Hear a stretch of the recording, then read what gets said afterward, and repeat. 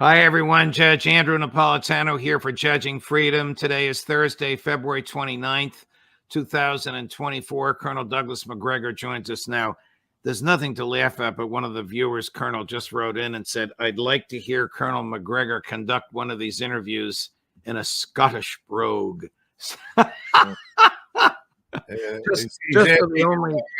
asking the wrong man. I couldn't. By the way, brogue is Irish. When you say Scottish, they mean burr. Oh, burr. Okay. Actually, he didn't say brogue. He said Scottish accent. I incorrectly called it a brogue, but thank you for the correction. There's very little to laugh at, so the humor is out of the way, and I need to speak to you about Israel and Gaza and also Ukraine. I want to start with Ukraine. I want your comments on the French president, and I won't characterize them. I'll let you watch what he said, and then you can tell me if you think this is crazy or profound. President Emmanuel Macron 2 days ago. There is no consensus today to send ground troops in an official, endorsed and sanctioned manner, but in dynamic terms, nothing should be ruled out. I think there's a lot to unpack there. First of all, is the essence of it crazy that nothing should be ruled out? And secondly, is he suggesting that French troops may be there in an unofficial capacity? I think the man is certifiable. Let's get that straight. He's talking about effectively declaring war on Russia, and that's what people don't seem to understand. You send conventional military formations into Western Ukraine, you're going to end up at war with Russia. And I think President Putin has made that clear repeatedly. He's not going to tolerate any external intervention.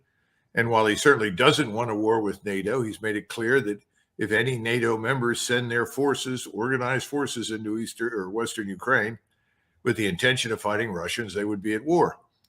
You know, one of the things that needs to be kept in mind, there is always the outside possibility that Macron made this public statement so that everybody else in the NATO alliance could immediately distance themselves from him, which is exactly what's happened. Virtually everyone has said, out of the question, we won't do it. Even the United States, in a fit of reasonableness, decided to say it's out of the question. So perhaps that was the reason it was done, but otherwise it makes no sense. Here's one of those responses, the Chancellor of Germany. NATO is not and will not be party to the war. That remains the case. We do not want Russia's war against Ukraine to become a war between Russia and NATO. We agree on this with all our allies. This also means no German participation in the war. To put it bluntly, as German Chancellor, I will not be sending any members of the German armed forces to Ukraine. Our soldiers can count on that, and you too can count on that. Colonel, do you know if there are French or German special forces there, perhaps out of uniform, perhaps called contractors or mercenaries, but they are truly military personnel of Germany and France?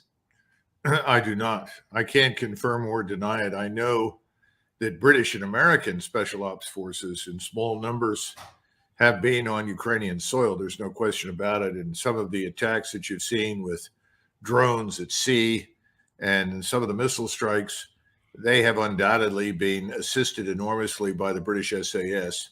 I'm told SAS elements or British special ops elements also play a role in Mr. Zelensky's security.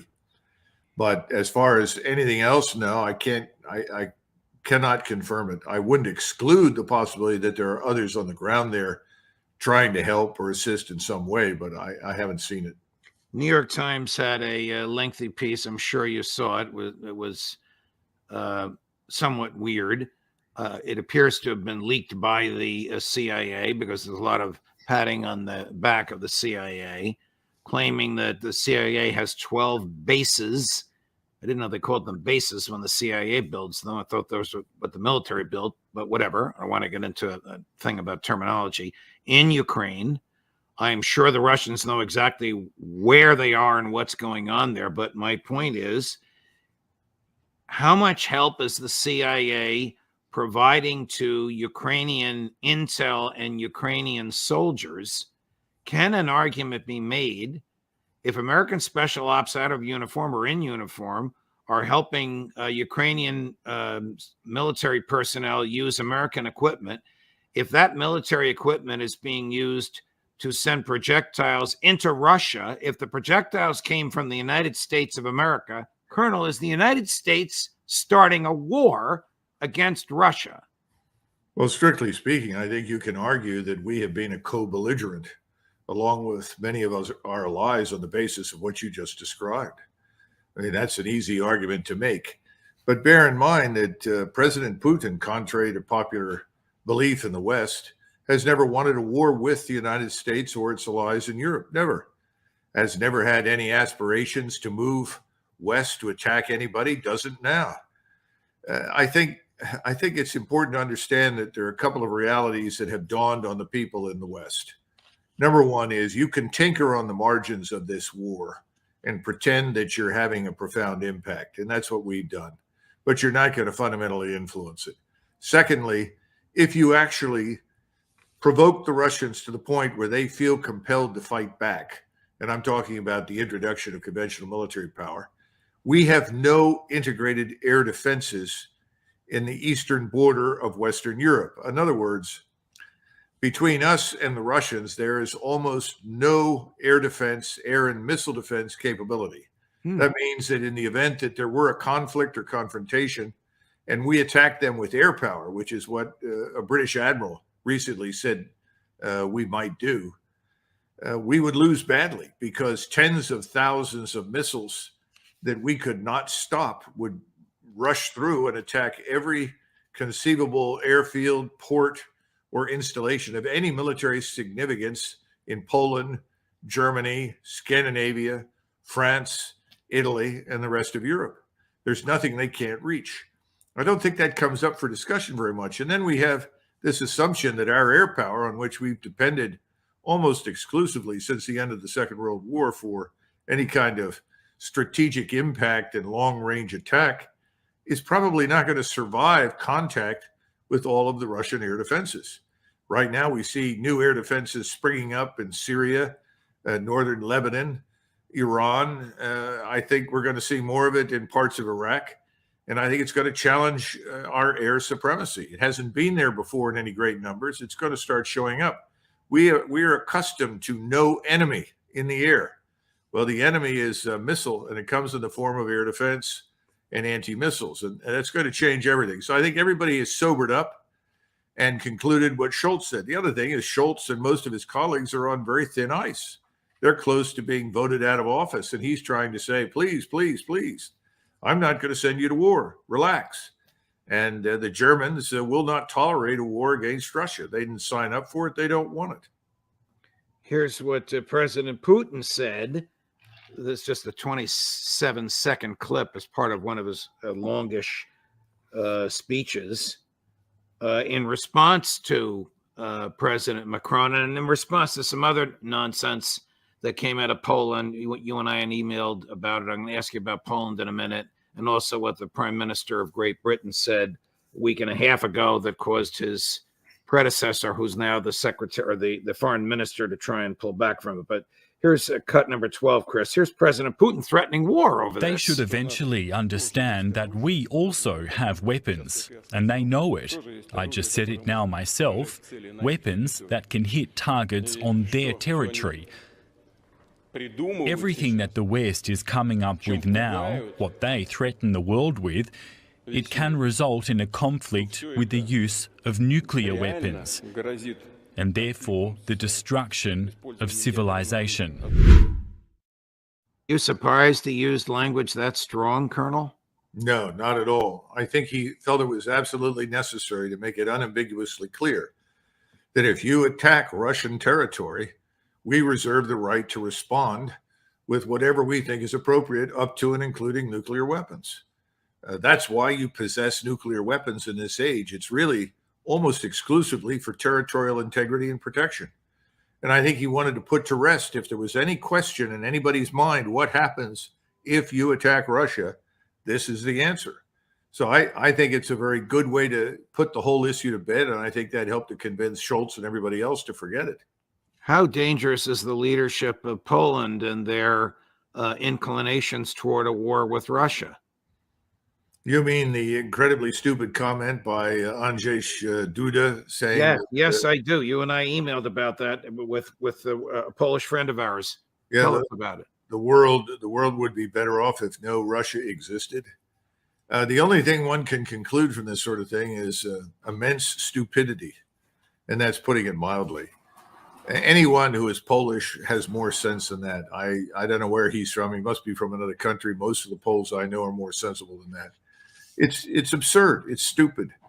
We should ignore it. Unfortunately, we cheer it on because we're led by a small minority of people that are very well financed that are determined to do whatever they can to harm Russia. But it's not going to happen. By the way, to get back to your 12 CIA bases, that's very interesting because normally when something like that is deliberately leaked to an outlet like the New York Times, which has contributed to the fiction that Ukraine could win and Russia was going to be defeated, it indicates that we're close to the end.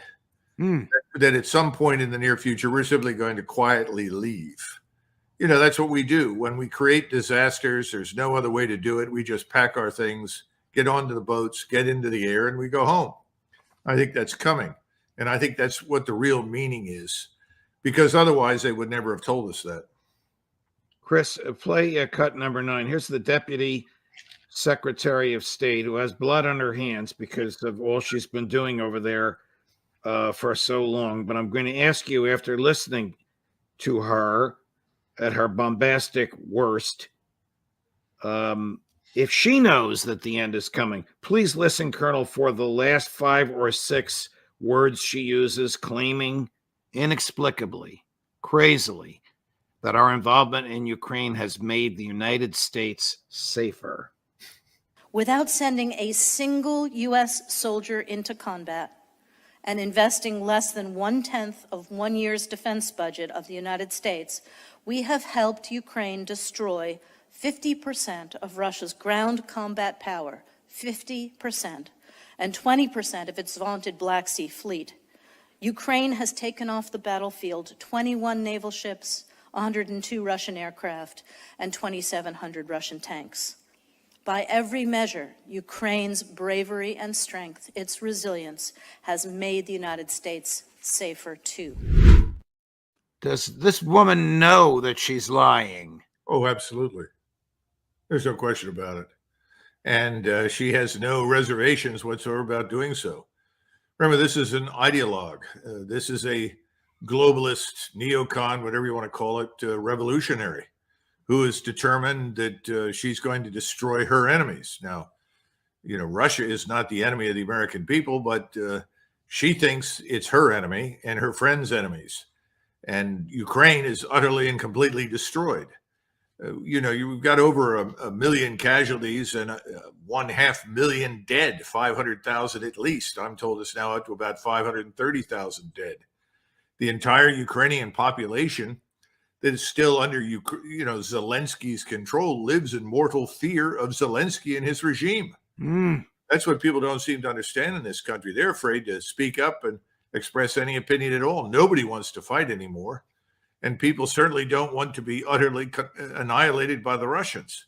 So they're dealing with a secret police that can show up at any time, arrest people, imprison people, shoot people. The NKVD is really the model for Zelensky and his friends. And that's what's going on in Ukraine right now. So no, Ukraine is destroyed as a nation. She could care less. And the interesting part is, and I don't know about her numbers, she may have some of that correct, especially in the Black Sea Fleet. But Russia is not a maritime power. And frankly, surface vessels to them are irrelevant. Everything hinges on submarines. Secondly, Russia today as a military power is stronger and greater than it's been since the early 80s. And it might well grow stronger. The Russian General Staff has been told to look into the potential for the mobilization of 800,000 additional troops. Now, I hope that doesn't become necessary, because the only circumstances under which I can conceive of that being useful is if they are compelled to cross the Dnieper River and go west. And that happens only if no one will sit down and negotiate with Moscow. And if you listen to the Tucker interview with President Putin, he repeatedly said, that he was open to negotiations and looking for a way to end the conflict, not because the Russians are losing, that's absurd, but because he knows how destructive and pointless the war is, and he has no wish to continue it. I was moved by a statement by the retirement German general and former chair of the NATO Military Committee, saying that Putin has no intention whatsoever to conquer Ukraine, notwithstanding what Mrs. Newland, what the President Biden, what Tony Blinken have said. And it made me wonder, do your colleagues, retired senior military people in Western Europe, have this general sober view that you do, or do they have the maniacal view of the American neocons? I would tell you that many do share what you call a maniacal view for the same reasons that you have many retired 4-stars and senior officers in the U.S. Armed Forces express similar views, because they're on the payroll. They're paid handsomely by forces, by entities, institutions, in the media, in their governments, that are ultimately beholden to this ideological coterie of the ruling class. These are what I call Western oligarchs, billionaires who are essentially buying political support and buying up retired officers and paying them to say what they say. You're not going to hear anybody like Petraeus or Keane or the rest of these people stand up and suddenly start telling the truth. That's not what they're being paid to do. So this retired A1 say, Russia is going to lose. This retired general, 4-star, whose words motivated me, he's an outlier. Mm-hmm. Very much so. Yeah. Wow. Well, you agree with him, obviously. I mean, look at what President Putin said to Tucker Carlson, and look at everything else he said. There's no indication whatsoever that he wants to, I'll use Joe Biden's phrase, take Ukraine. Well, remember, the idea behind this entire proxy war was that Russia is weak. It can't withstand us. We can disrupt it, and we can ultimately pull down the Putin regime because the population doesn't support him. These were the fundamental assumptions, all of which were false. They can't back away from those assumptions. And unfortunately, we're stuck with the outcome, which, as you see, is the very opposite of everything they said. Anybody with any sense who looked at it objectively would have reached the same conclusion. But these people that we're discussing, I don't know what the right phrase is to describe them, this ruling class that dominates Western Europe and the United States, is very similar. They're all ideologically committed to something that, however false, however wrong, must be upheld and maintained to the bitter end. Switching over to Israel and Gaza. Earlier today, hundreds of Gazans were online to receive flour and water from an aid truck, and more than 100 were mowed down by the IDF. Another example, in my view, of the barbarity with which Prime Minister Netanyahu and his folks have conducted this horrific ethnic cleansing in Gaza. What will it take for a state actor to enter with force of arms to stop this? Well, what you just described is ultimately required. But one of the key assumptions underpinning Israeli operations from the very beginning was that, first of all, from the Israeli standpoint, anything you do against the Arabs is justified because, after all, they are animals, exactly as Prime Minister Netanyahu described them. That's the first underlying assumption. Anything you do is justified. Therefore, it's not a war crime. You are doing something in service of the Israeli people and the Israeli cause. Secondly, the assumption was that the Arab states are too weak.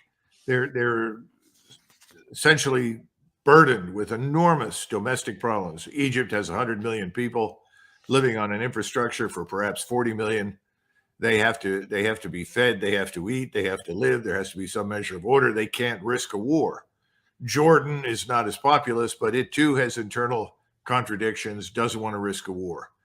Therefore, pretty much whatever you want to do, you can do, because the rest of the peninsular Arabs who are very wealthy and living well, they're not going to put anything at risk to help their brother Muslim and Christian Arabs up in a place like Gaza or on the West Bank. And then finally, you have the buildup of Israeli forces on the border with southern Lebanon right now. And I suspect that if they grant some sort of temporary ceasefire, because it will be temporary if they get it in Gaza, they will try to exploit that temporary ceasefire to launch a war on another front, this time against Hezbollah. And they've already started by bombing in northern Lebanon. That will widen the war. That will create opportunities for others who are now standing quietly on the side and doing nothing to begin to seriously contemplate intervention. However, the Israelis believe they have this unassailable trump card. They have control of the government in Washington, and therefore, by definition, control of the United States Armed Forces, particularly air and naval power, that they can employ at will to do whatever they like. And I know that they're betting very heavily, if they go into a place like southern Lebanon to fight Hezbollah, that they expect strike packages provided by air and naval forces in the United States to support them. Who do you think will blink first in southern Lebanon? Hezbollah, but by blink first, I mean give in first. Hezbollah or the Israelis? I mean, the last time this happened, the Israelis cried uncle and put up a white flag and went home. Right. The difference between what happened the last time and what could happen this time is that the Israeli population truly believes that there is no alternative to the annihilation of the Arabs on their soil, and anyone on their periphery that they insist represents a threat to Jews. Therefore, they're embarked upon this campaign to rid Israel and its surroundings from any threats. So I think the Israelis will press ahead. The population will support it. And again, they're betting heavily that we will show up and reinforce them. The question then is what happens after that. The peninsular Arabs are obviously not going to do a great deal, but they can finance others who will. The real question in the region is Turkey. What will the Turks do? The Turks have been in Egypt. They held private discussions with the Egyptians. General Sisi was very happy with the outcome of those talks. I rather suspect that Egypt, which is viewed as a former Ottoman possession, will not be abandoned by the Turks. Then the question is, what do the Turks do once the Israelis press into southern Lebanon? That will depend upon Iran. I'm not sure the Iranians are prepared to sit and watch the southern portion of Lebanon utterly pulverized and Hezbollah destroyed. So then the question is, does this become wider? Do we end up at war with Iran and not simply in a supporting role for Israel? That obviously would be manna from heaven, to put it bluntly, for the Israelis, or so they think. All of these things then open up other possibilities. The Russians aren't going to allow us to destroy Iran. The Russians would not stand by and allow such a thing to happen to the Turks. I mean, they may not be close friends and allies, but they are on good terms. I'm certain the Russians would intervene to support the Turks to the extent that they can, as well as the Iranians. And then, of course, China is in the background, lives in fear that it will be denied access to the oil and gas that it desperately needs from the Persian Gulf, and the food that comes to it from West Africa, or East Africa, rather. So it's too soon to say. It's going to take another month or two. I would say, again, mid-April to late May for things to coalesce. But we stand an excellent chance of seeing a real regional war break out that will ultimately be directed against us as well as Israel. Are there American special forces on the ground? I think I know the answer to this, because there's a picture of Joe Biden shaking hands with them, and then the White House took the picture down of American special forces in American uniforms intermingled with Israeli IDF somewhere in Israel. Oh, absolutely. No question about it. I know that some have been wounded and probably some killed that went into the Gaza Strip. I don't know the details, but clearly we are very involved there to help and assist. And this is the problem that Americans don't come to terms with, because, quite frankly, Americans aren't focused on any of it. The United States population is focused on the southern border, the 9-10 million illegals that are poured into our country, the deterioration in the rule of law, the failure to deal with the criminality, the disintegration, frankly, of the United States at home. Those are the things that Americans are focused on. They're not really interested in the Middle East. They certainly were never interested in Eastern Europe. But what I see happening is a gradual disengagement from the Ukrainian catastrophe, and we will treat that pretty much as the way we treated Vietnam. Well, that's over. Stop talking about it. The media will comply, and people will then focus elsewhere, and I suspect that will be largely in the Middle East. The question is how large the conflagration in the Middle East becomes before we finally intervene ourselves in some way and say stop. We're a long way from that. Right now, everyone is pleased as punch to sit back in Washington and watch Gaza annihilated. I'm going to prevail upon your aptitude for domestic American politics. Were you surprised that 100,000 Democrats in Michigan voted none of the above the other day when the alternative was the sitting president of the United States? And do you think Joe Biden would take us to war in the Middle East with some scatterbrained idea that a wartime president has a better chance of getting reelected? You know, I don't think Joe Biden is going to take us anywhere. If he did, he'd need more than a GPS. I don't think he's a driving force of any kind. The people that are making decisions are really behind the scenes. They're the ones shaping policy. They have lots of facades. You know, Blinken is a good facade. Newland is a facade. All of these people are front men, if you will, for the people behind the scenes making the decisions who have all the money. Look what's happening in Congress. Do you see anybody expressing any concern about the humanitarian catastrophe we've caused in Ukraine, or the humanitarian catastrophe that's rapidly developing in Israel that could not happen without us?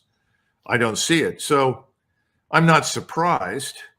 I just don't know what it means. I mean, everybody I talk to, says, well, we'll get to the election, then there'll be change. I think increasingly people are looking at it and they're saying, change?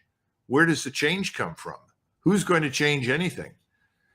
Somebody was lecturing me the other day because I have great affection for President Trump, and he pointed out to me, well, Doug, I understand that, but keep in mind that when Trump was running for office in 2016, everywhere he went, he listened to crowds of thousands, tens of thousands chant, build the wall, build the wall. Ultimately, what did he do? As soon as he was elected, he decided that he needed to address Obamacare. Yeah. So there's a lack of confidence that anybody will stand up and do anything that is really fundamentally in the interest of the American people. Colonel Macgregor, thank you very much, my dear friend. Thank you for your time, and thanks for your analysis. As always, I know you're busy and much in demand, and we greatly appreciate it and hope you can come back next week. Oh, yes. Thank you, Judge. Thank you. Bye-bye. Thank you for sticking with us all the way to the end. Please like, comment, and subscribe. Make sure the notification bell is turned on so you don't miss any important news. Thank you for sticking with us all the way to the end. Please like, comment, and subscribe. Make sure the notification bell is turned on so you don't miss any important news. I think the kindest thing that can be said at this point is that the defensive phase, in a strategic sense, of Russian operations is coming to a close. Tragically, the Ukrainians have done virtually exactly what the Russians would have written for them, and hurled themselves against impregnable defenses that they cannot possibly win against. They've never come to terms, and I don't think for that matter anyone in the West has come to terms with the importance of the links between intelligence, surveillance, and reconnaissance, particularly persistent reconnaissance and firepower. And the Russians understand this probably better than anyone. They've used it very effectively to the point where I know President Putin recently said that he thought that the Ukrainians had lost 13,000 killed. My sources say at least 15,000 with as many wounded. So I think when the epitaph for the Ukrainian army is written, it will be written on the basis of this final phase from Bakhmut to counteroffensive. So is it fair to say that the three defensive rings, which you characterized for us before today, that even the first one, the one closest to the Ukrainian troops, has not been breached by the Ukrainian troops, even reached, much less reached by them? You're right, Judge. They never reached the main defensive belt. They moved into the security zone on a couple of occasions, which, of course, is the area chosen by the Russians to annihilate the force in detail before it reaches the defense. So this is over. The question is, what is next? You mentioned the Russian advantage in reconnaissance. Do not the Ukrainians have American reconnaissance to rely on? I think they do. In fact, I know they do, but I don't think they have the level of precision fire connected in an automatic sense to overhead surveillance.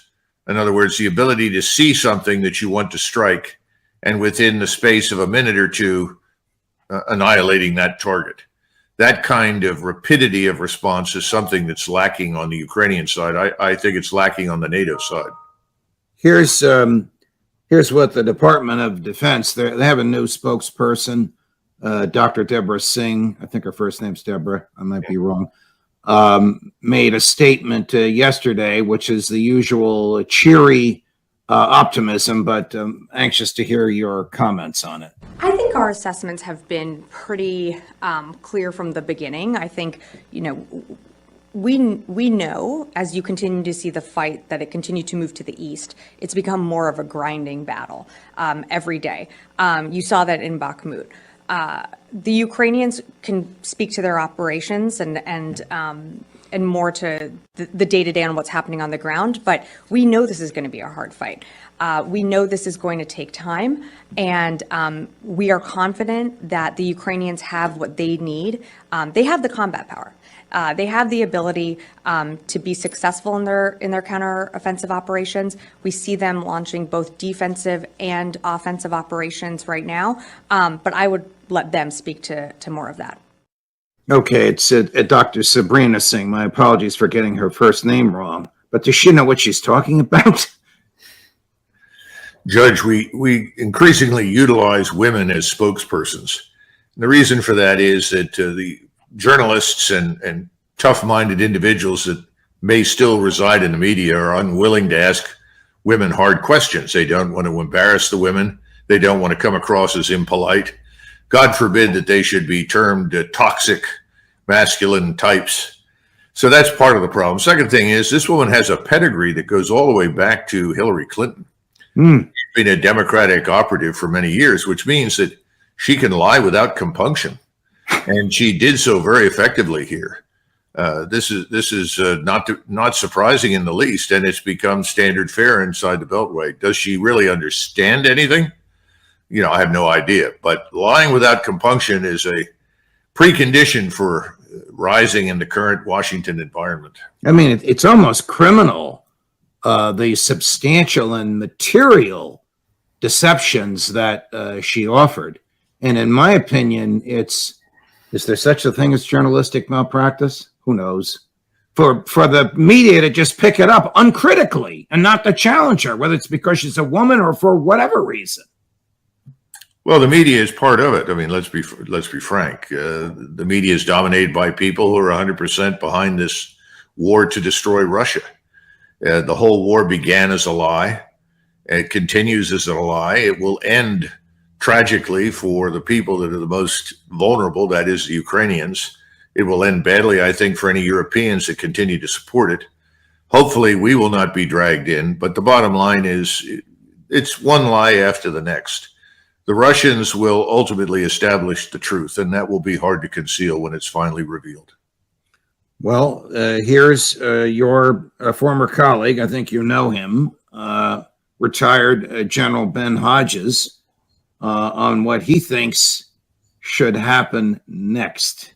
Ukraine needs long-range precision weapons, and I'm very frustrated that our administration has so far refused to provide the ATACMS and other long-range precision weapons, which would help Ukraine hit Russian targets in Crimea. Because at the end of the day, Crimea is the decisive terrain. As long as Russia occupies Crimea, Ukraine will never be safe, and Ukraine will never be able to rebuild its economy. So Crimea is the decisive terrain.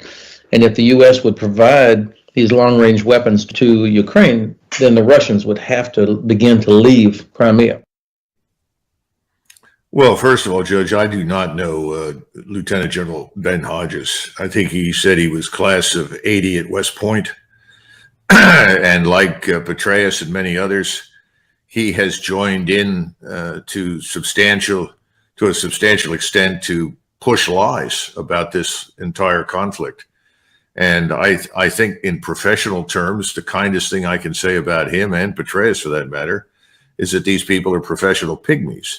They don't seem to understand the gravity of their... What was the word you used, Colonel? Pygmies? Pygmies, yes. In general terms, these people are not serious professional soldiers.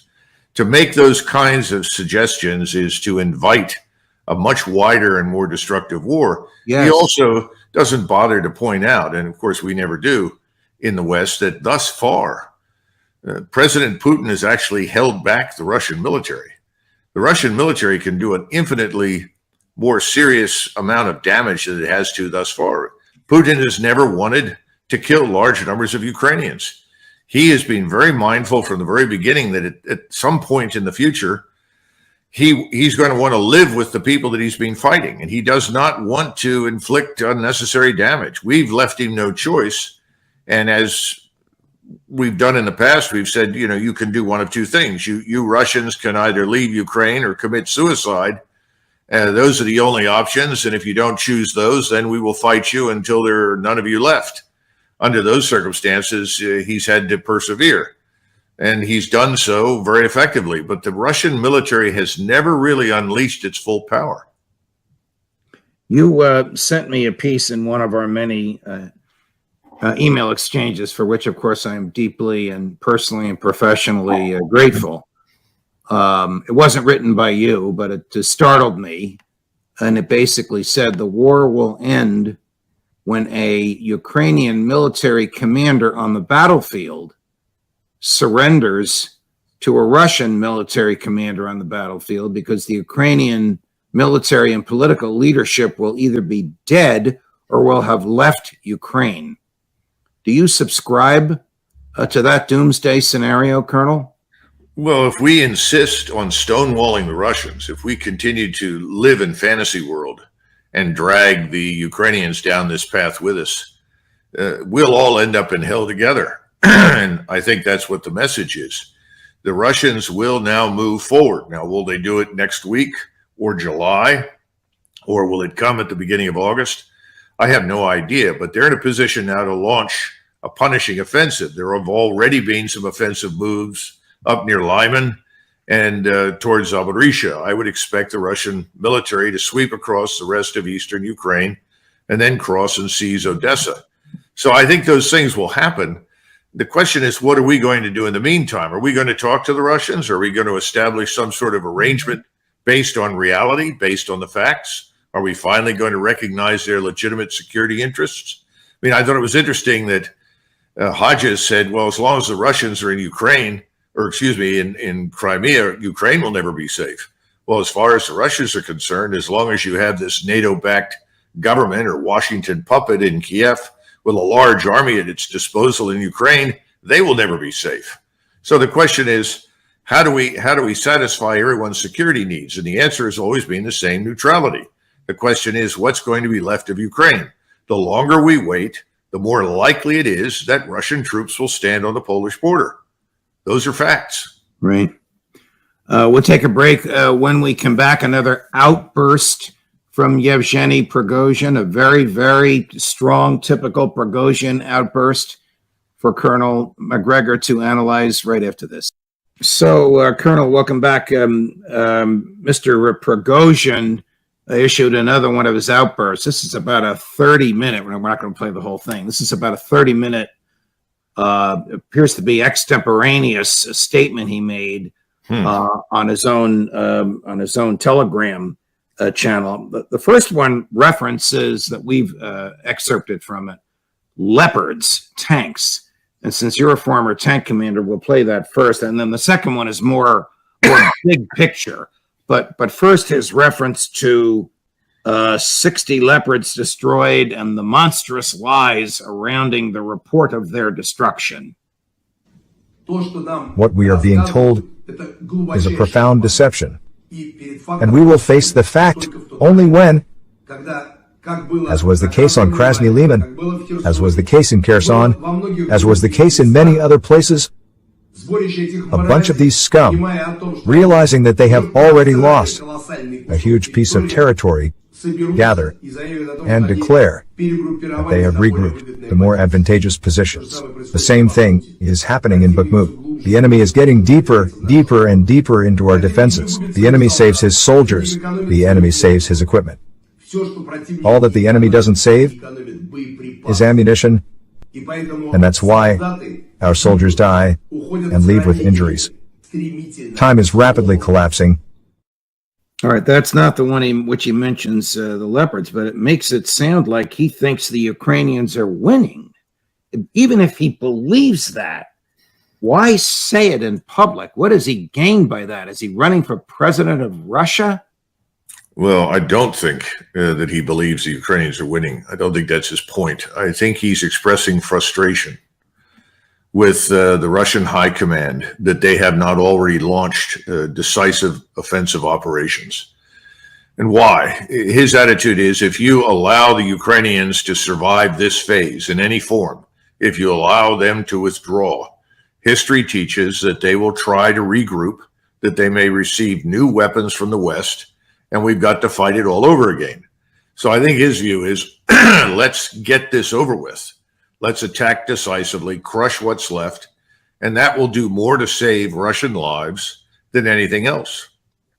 Do they fear a long-standing guerrilla war, and thus they want to destroy as many soldiers as they can? Well, I think that's in the back of his mind, and I think others in Moscow are considering that. Again, this goes back to the question of what do you have left when this is over? Right. And if you want to negotiate an end to the war, you've got to have strict neutrality. Otherwise, you see something in the sort of vein of Kosovo resurfacing in Ukraine, where you're going to have the enemy come back again and again and again. I think he's worried about that. And, you know, he has his reasons to feel that way because he also knows Ukrainians are very tenacious fighters. Let there be no doubt about it. The Ukrainians are good soldiers. The ones we're facing now, or he's facing at this point, are probably the least well-trained that he's seen since this war began. If you're leading an offensive against a well-entrenched adversary, do you lead with your best troops or your newest troops? Well, if you have to do what they've done, and I don't think they had to, but unfortunately made a decision to do it under great pressure, you really do have to use your best troops, the people that are most accustomed to operating under fire.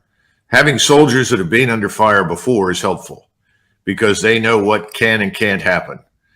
They have a more sober-minded view of the operation. The problem with this entire thing from day one is that even if you brought in the United States Army in great numbers and you said breach this defense, it would take substantial Air Force as well as Army capabilities to work on it for months. It would not come quickly. So the Ukrainians never had a snowball's chance in hell, frankly, of breaking through these defenses, not in any span of time that we demanded. You mentioned the advantage of experienced soldiers, and of course you yourself have much experience under fire. Is it instinctual? Is it like muscle memory that you just instinctually know what to do at the right moment on the basis of having been there before? All discipline is a form of habit. Much depends on how rigorously and frequently you have trained. And you have to train on a scale that we rarely do in peacetime, so that you reach a point where it comes naturally to do what is right and what makes sense. Now, you just said, for a soldier like me, well, I'm out of date. You have to have people that have been fighting in this war, that have developed an appreciation for Russian capabilities, for the missiles, for the rockets, for the artillery, for the tanks and armored fighting vehicles, mines, and so forth. Understand Russian tactics, understand where they set up and why. For instance, today it was reported that HIMARS had supposedly destroyed a Russian rocket artillery battery, Grad missile battery.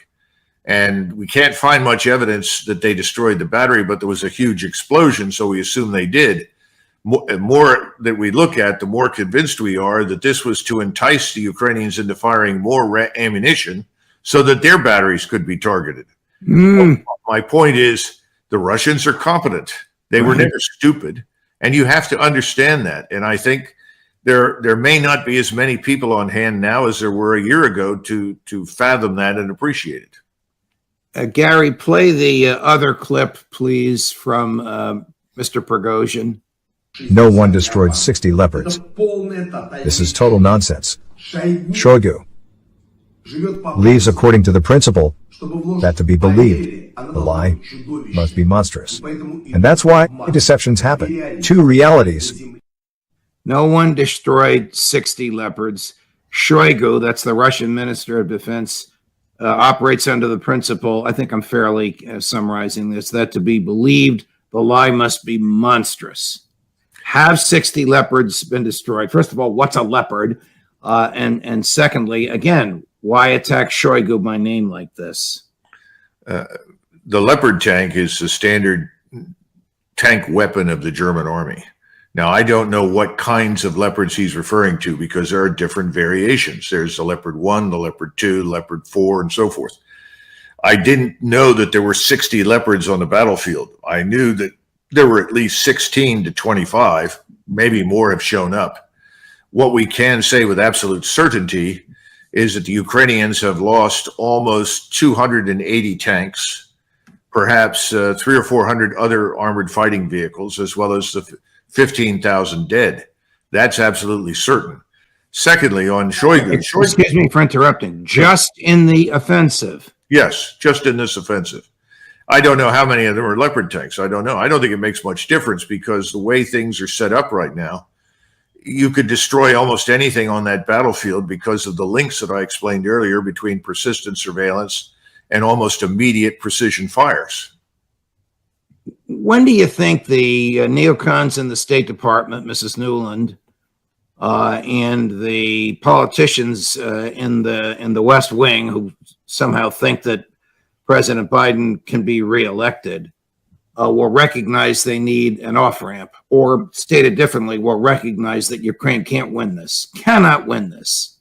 Remember, ideologues, or let's go back to the beginning. Ideology is a secular variant of religion. These are true believers in the ideology, and the ideology of militant liberal democracy, wokeism, combine it with globalism, internationalism, all bound up as one, is something they fervently believe, and they're certain that it will bring them victory. I don't think you're going to convince them of much of anything unless you were to suit them up and put them on the battlefield, which I think has very little chance of ever occurring.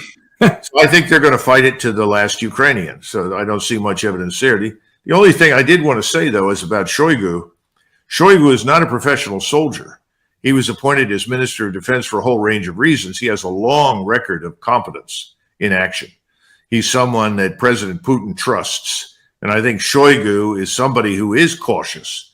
And if Prigozhin is upset about anything, it's the extent to which the Russian military has been so deliberate and cautious. Okay, I'm sympathetic to him because if I were sitting where he is with the kinds of forces that I know the Russians have, then I would say, let's not waste any more time. Let's pull the trigger and get this over with. So I'm sympathetic to his views. But, Shoigu has done a good job. He's performed well. Gerasimov is highly competent. Everything's gone down well. If you look at the balance of casualties, Russian casualties are very, very light. They've been very successful. And President Putin's intent of not killing large numbers of Ukrainians, if it can be avoided, has actually been adhered to. So I understand how he feels, but I think it's a bigger picture than he realizes. Colonel Macgregor, always a pleasure, my dear friend. Thank you very much for sharing your time and your thoughts with us. Thank you for sticking with us all the way to the end. Please like, comment, and subscribe. Make sure the notification bell is turned on so you don't miss any important news. Thank you for sticking with us all the way to दोस्तों आज की इस video में मैं आपको video में कांटा लगाना सिखाऊंगा, जैसे कि जिस तरह के से लोग वीडियो में कांटा लगाते हैं, और अगर कोई पार्ट अगर कोई सही तरह से वीडियो में ना, अगर किसी वीडियो में आपको वीडियो में कांटा लगाना पड़े, या फिर आपको वीडियो कुछ पार्ट जो आप वीडियो का बनाए वो आपको अच्छा ना लगे, तो आप उसकी जगह नया ऐड कर सकते हो। वो बहुत ही आपको आसान है। इसके लिए आपको पूरी वीडियो देखनी पड़ेगी और आपको अच्छे तरीके से आपको वीडियो को समझना पड़ेगा और पूरा देखना, जिससे आप वीडियो को जो भी पार्ट आपको वीडियो का अच्छा ना लगे वो आप आसानी के साथ काट कर सकते हो और अच्छे तरीके से उसकी जगह नया पार्ट लगा सकते हो या फिर वो बिल्कुल ही रिमूव हो जाएगा। तो आपको मैं काइन मास्टर बहुत ही आसान तरीके से समझाऊंगा था, आपको बहुत ही अच्छे तरीके से समझ आ जाएगी इस वीडियो की। आपने वीडियो में बने रहना है ताकि आपको वीडियो की पूरी समझ आ सके और ताकि आपको पूरी वीडियो की समझ आ सके। दोस्तों आगे चलते हैं कि आप किस तरह से वीडियो को काट कर सकते हो। अगर आपको कोई पार्ट यानी कि काट करना है या उसकी जगह आपको नया कोई लगाना है पार्ट, तो या आपको कोई अगर नहीं अच्छा लगा कोई क्लिप, तो आप किस तरीके से कर सकते हो। इसके लिए आप बहुत ही आसान तरीका है, बस आपको इस वीडियो में पूरा बने रहना होगा जिससे कि आपको बहुत ही अच्छे तरीके से समझ आ सकेगी। तो चलते हैं कि आपको किस तरह से वीडियो में काट लगा सकते हो या कोई नया वो का लगा सकते हो। तो सबसे पहले आपने वीडियो को सिलेक्ट कर लेना है, कोई सी भी वीडियो हो, जैसे कि मैं वीडियो सिलेक्ट कर लेता हूँ अपनी, कोई से भी आपने कर लेनी है, कोई से भी दोस्तों आपने कर लेनी है। तो जैसे कि कोई सी भी आपने जो आपको चाहिए हो या जो भी आप